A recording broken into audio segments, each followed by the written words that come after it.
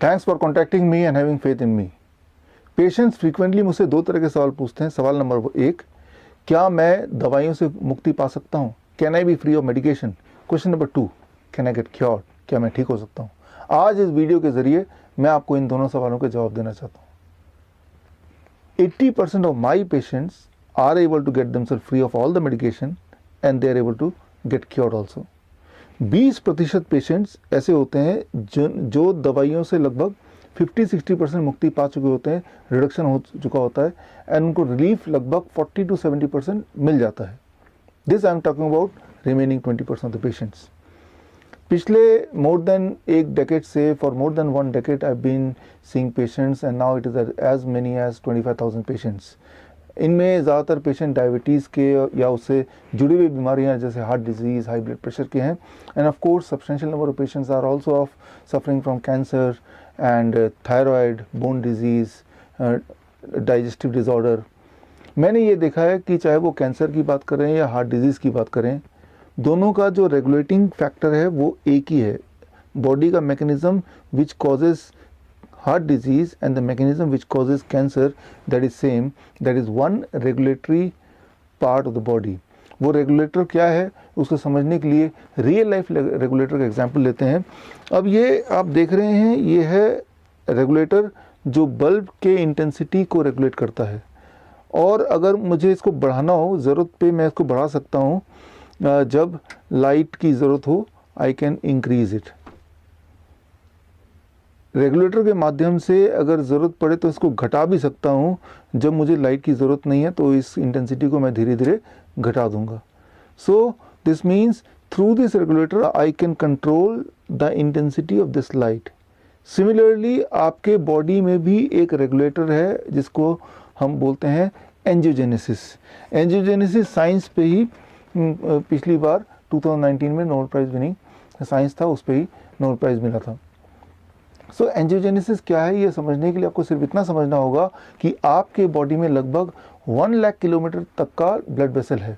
That is it includes arteries, veins, capillaries. इन सबको अगर एक के बाद एक जोड़ दें तो टोटल लेंथ हो जाएगा लगभग 1 लाख किलोमीटर। मतलब आपके बॉडी के अनगिनत सेल्स, अबाउट 40 ट्रिलियन सेल्स में हर सेल के करीब कोई ना कोई, उसके नज़दीक कोई ना कोई ब्लड वेसल है जिसका प्राइम फंक्शन है उस सेल को फूड पहुंचाना, ऑक्सीजन पहुंचाना, उस सेल को ज़िंदा रखना। कितना करीब? आपके हर सेल के नज़दीक, एज क्लोज एज आपके बालों की जो थिकनेस है उससे भी कम लेंथ डिस्टेंस पे कोई ना कोई ब्लड वेसल है। लेकिन यहाँ पे इम्पॉर्टेंट बात है कि ईच ऑफ द सेल्स को कितना फूड, कितना ऑक्सीजन की सप्लाई होनी चाहिए, ये बड़ा इंपॉर्टेंट है। इस रेगुलेटरी मेथड को बोलते हैं, बॉडी के मैकेनिज्म को बोलते हैं एंजियोजेनेसिस। क्योंकि ग्रुप ऑफ सेल्स हैं, उनको जितना फूड एंड ऑक्सीजन चाहिए उससे ज़्यादा अगर सप्लाई हो जाए, दे विल बिकम ट्यूमरस। उनका ग्रोथ बढ़ने लगेगा, वो ट्यूमर बन जाएगा, कैंसर बन जाएगा। At the same time group of cells से हार्ट के सेल्स हैं, उनको जितनी फूड एंड ऑक्सीजन की सप्लाई चाहिए उससे अगर कम मिले तो it will become heart disease, it will become heart attack. In case of brain it can become brain stroke. So the supply of food and oxygen अगर वो बढ़ता है, ज़रूरत से ज़्यादा होता है तो भी वो बीमारी बन जाती है, ज़रूरत से कम होता है तो भी बीमारी बन जाती है। ज़रूरत से ज़्यादा होगा तो it can become cancer, it can become obesity, it can even become blindness. ज़रूरत से कम सप्लाई होगा तो it can become heart disease, it can become brain stroke, even it can become erectile dysfunction. So ये तभी होता है जब आपका जो रेगुलेटरी सिस्टम है, दैट इज़ एंजियोजेनेसिस, वो ब्रेकडाउन हो जाए, वो ख़राब हो जाए। जब वो ख़राब होगा तो आपकी बॉडी की स्थिति क्या है, वो ओवर सप्लाई की सिचुएशन में है या अंडर सप्लाई की सिचुएशन में है, वो बॉडी के किस अंग में ज़्यादा सप्लाई हो रहा है, किस अंग में कम सप्लाई हो रहा है, किस ग्रुप ऑफ सेल्स में, उस पर निर्धारित होता है कि आप कौन सी बीमारी आपको अट्रैक्ट करते हैं। ऐसे में आप क्या करते हैं, आप डॉक्टर के पास जाते हैं, आप दवाइयाँ लेते हैं। याद रखिए, दवाइयाँ कभी भी बॉडी के रेगुलेटर को ठीक नहीं करती है। दवाई एक मास्क की तरह काम करती है, वो हाइड कर, सिम्टम को हाइड करने का काम करती है, जिससे शुरू में आपको थोड़ा रिलीफ मिलता है, but at the cost of making you even more sick. So the medicine can not be an answer to heal you.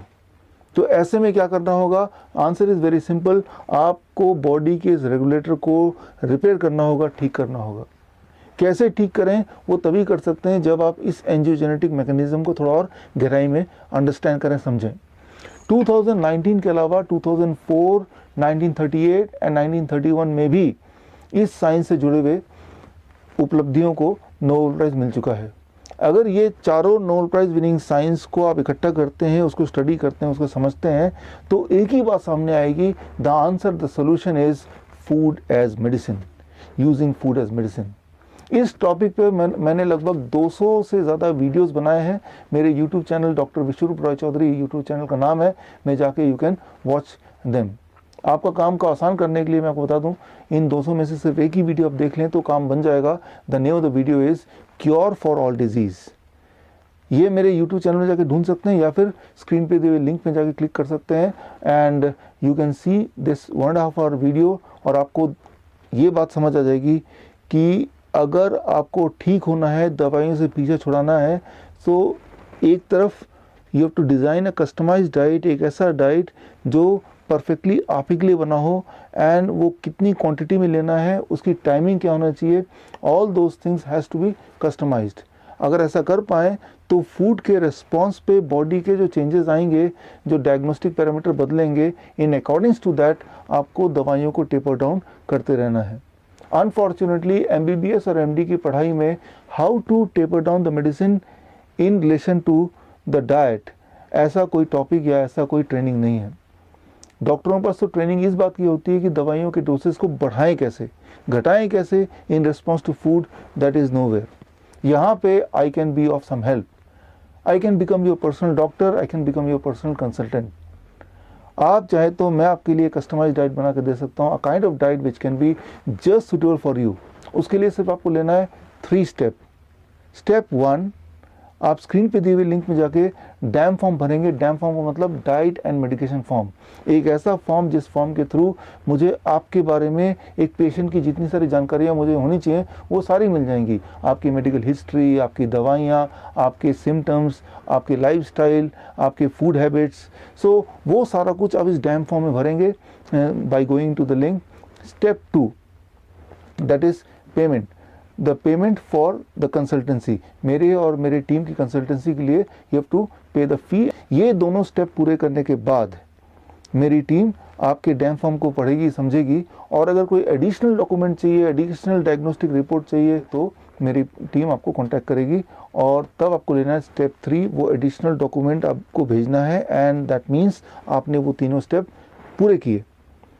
अब मेरे पास आपसे जुड़े हुए सारे इन्फॉर्मेशन है, इन सारे इन्फॉर्मेशन को समझ के I will create a customized diet plan for you, and also I will create a guidance for you कि फूड एक्सपेक्टेडली किस तरह से आपकी बॉडी में प्रभाव करेगा, और उसके एवज पे आपको कैसे कैसे दवाइयों को मैनेज करना है। इस पूरे प्रोसेस को बोलते हैं वर्चुअल OPD। मतलब बहुत साफ, आप अपने घर पे बैठ के डैम फॉर्म भरते हैं, अपने मेडिकल कंडीशन को उसमें डालते हैं, और वो सारा कुछ पढ़ के, आपके मेडिकल हिस्ट्री को समझ के आपके लिए मैं कस्टमाइज्ड डाइट प्लान डिज़ाइन करता हूँ, और ऑडियो के माध्यम से, एक पर्सनल ऑडियो रिकॉर्डिंग के माध्यम से आपको वो सारा कुछ ट्रांसफ़र करता हूँ through internet. So I hope that one day you'll be cured like my other patients. All the best. Thank you.